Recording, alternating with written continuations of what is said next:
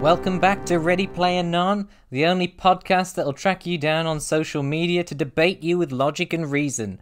We're heading into chapter 3 here. We've just had 2 chapters where nothing much has even happened. Wade went to school is the short version. With a half an hour before his school starts, he's heading into what is a chat room in the Oasis to talk to his best friend H. Now, chat room is apparently virtual. It's virtual squared. It's not a location. Wade's avatar is still sat in the classroom idling while he's also in this sort of sub-forum where he can talk to H. H's basement is also looking exactly like something from the 80s. A suburban rec room, RCA television, Betamax VCR laserdisc player, vintage video game consoles, RPG supplements, whatever Dragon magazine is. Now, apparently hosting a chat room costs money, but H gets all his money from being a gladiator in televised deathmatch and capture the flag leagues. In fact, H, Wade's best friend, is more famous than Artemis, somebody who gets several million views on her blog. The basement is a highly exclusive hangout for elite gunters. I don't know why the word gunter's so funny to me. So Wade's avatar established last chapter is just a person, a human. But as we go into the basement, we find out about cyborgs, there's demons, there's dark elves, there's Vulcans and vampires. I'm going to say right now, at this point onwards throughout the rest of the book, we're not going to see any furries, are we? In this virtual oasis where anyone can be whatever they want to be, there's not going to be any furries. Just, bear that in mind. Wild Boys by Duran Duran is playing, because we can't go a whole paragraph without saying something from the 80s is occurring in the room. I'm just going to look something up here, because I kind of know where this is going. Yeah, I thought so. Don't look up the movie posters for Ready Player One, by the way. But H in this is described as a tall, broad-shouldered Caucasian male with dark hair and brown eyes. And Wade had once asked him if he looked anything like his avatar in real life. He jokingly replied, "Yes, but in real life I'm even more handsome." We will unpack that later. Suffice it to say that H in the movie is some sort of giant orc man. He's playing in television because we literally can't go a single paragraph without mentioning something from the 80s. H apparently names his friends with one-letter names like his own. Parzival he refers to as Z, or I guess probably Z, giving these Americans. In turn, Wade refers to H with a random name beginning with H. On this instance, he's saying, "What up, Humperdinck?" Having previously called him things like Harry, Hubert, Henry or Hogan, because H has once confided that his real name begins with an H. We'll get back to that. I know what's coming. Spoilers. We'll get back to that. Put a pin in that. That's the catchphrase for this podcast. Put a pin in that. So, H and Wade met in the Gunter scene after Wade noticed H had his 80s trivia down cold and not just the canon stuff either. What does canon mean in this context? Is there non-canonical 80s stuff? Is it Stranger Things? Is it the 4th Ghostbusters movie? Wade and H are basically the same sort of character.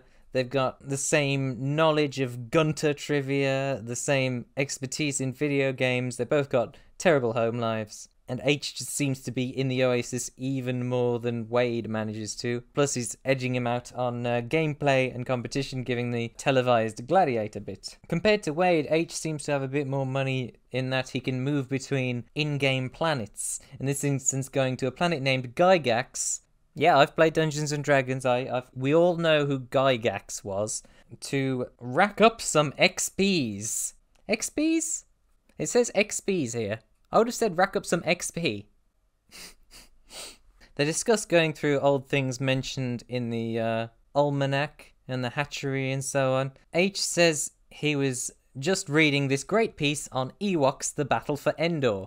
And then Wade says, "Made for TV, released in 1985, I recited. Star Wars trivia was one of my specialties.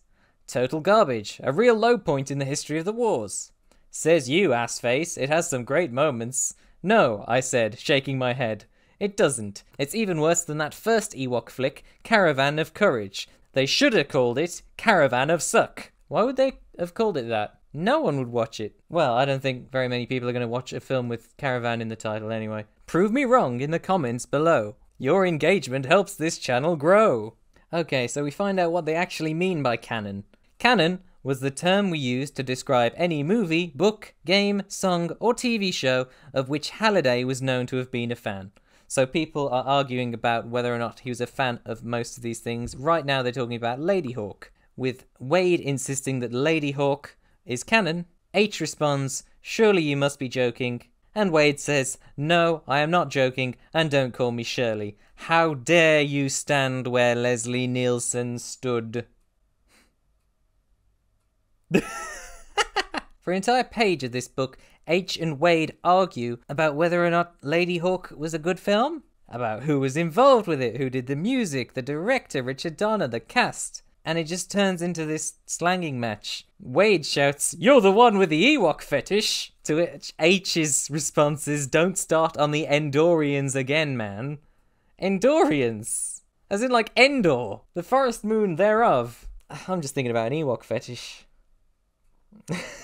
You like short girls? So we've got another character entering the basement named Erotic. That's a capital I, a hyphen, a lowercase r, a 0, and then a lowercase k. Erotic. Isn't there a Mario boss named Erotic?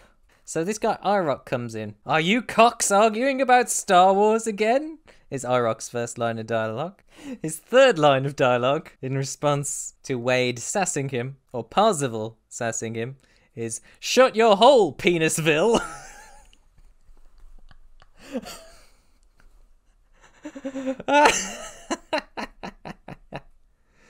Because it's a play on Parzival is the idea. Erotic is just an angry jerk. He talks about as in-universe as you can get.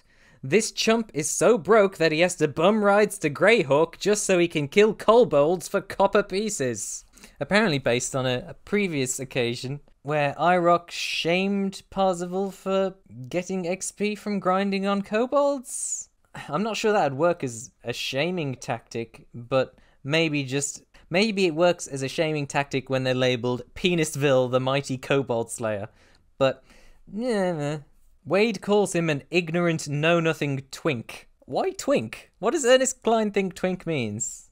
Erotic challenges Wade to prove that he's such a clever clogs by holding up an Atari 2600 game, obscuring the title but showing him only the artwork. This being something that's apparently common knowledge among Gunters, but Erotic is trying to sound impressive by having not heard of it. And Wade's like, "You're joking, right? You just now discovered the Sword Quest series? You're holding Sword Quest Earthworld, the first game in the Sword Quest series, released in 1982. I smiled wide. "Can you name the next 3 games in the series?" And Erotic can't. So how much of this book is going to be people batting trivia back and forth from each other? And at this point, the subtext starts to seep in, which any woman on the internet will know well. "Oh, if you're such a fan, name 3 of their albums." Gatekeeping. That kind of thing.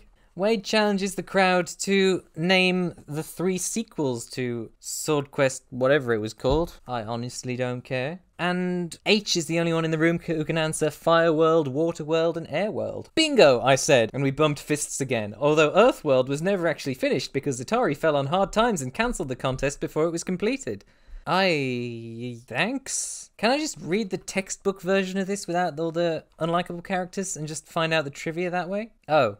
Yep, there's a homophobic slur in the middle of here. Thanks, Erotic. Yeah, my eyes have glazed over with the homophobic slur. I'm just going to skip through this, but let it be known that they keep going on about Sword Quest. Who programmed it? What all the pickups were? The winners of the contest? The prizes? And this is another thing about this book wearing its inspirations directly on its sleeve. It's saying, "Since I'd become a Gunter, it had been obvious to me that Halliday had drawn inspiration for his contest from the Sword Quest contest.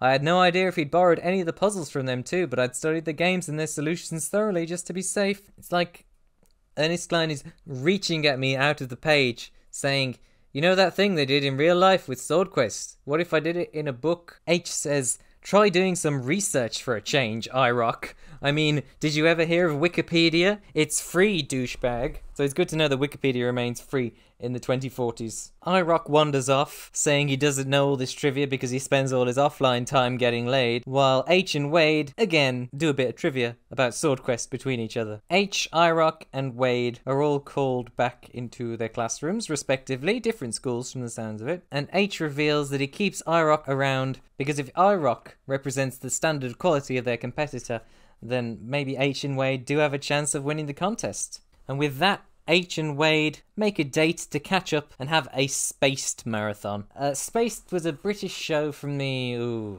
late 90s, early noughties, and it was sort of the nerdy sitcom. But being nerdy wasn't the only thing that it had going for it. Like, yes, Simon Pegg's character got angry whenever somebody mentioned the Phantom Menace, but Spaced had heart. The nerdy stuff wasn't the only thing it had going for it. Just mentioning it in this book is just saying, my mission statement is to make Spaced but a big epic quest story. But instead, just by mentioning it, you're turning me off, man. You're not doing Spaced, you're just doing everybody else's ideas stitched together. And with that, that's chapter 3 finished. What a journey that was. I learned so much about Ewoks, including the fact that apparently they're called Endorians. Is Endor the forest moon? In the comments below, tell me if Endor is the name of the forest moon, or if the forest moon orbits Endor. That's your challenge. Look that up, give me a definitive answer. We'll meet you back here next week. I've been Gherkin. You can find me on Twitter at The Last Gherkin, Tumblr The Last Gherkin, YouTube The Last Gherkin, where you can watch this with subtitles, or thelastgherkin.podbean.com for a nice MP3 download of that.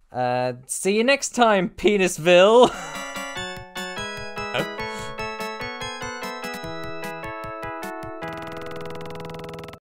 Isn't there a Zelda enemy named Ewok? Isn't there a Mario boss named Ewok? I just seamlessly edited out the part where I thought it was a Zelda boss. You should have seen it. Amazing.